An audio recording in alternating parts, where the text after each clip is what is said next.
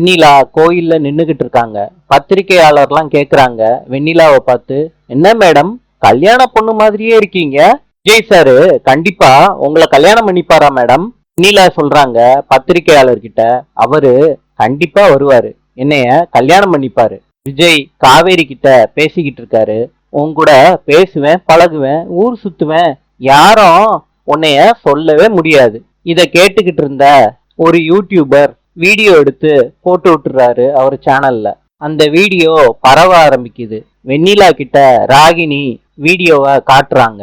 வெண்ணிலா அந்த வீடியோவை பார்த்து அதிர்ச்சி ஆறாங்க. வெண்ணிலா ராகினி கிட்ட சொல்றாங்க விஜய் வரமாட்டாரான்னு அழுகுறாங்க.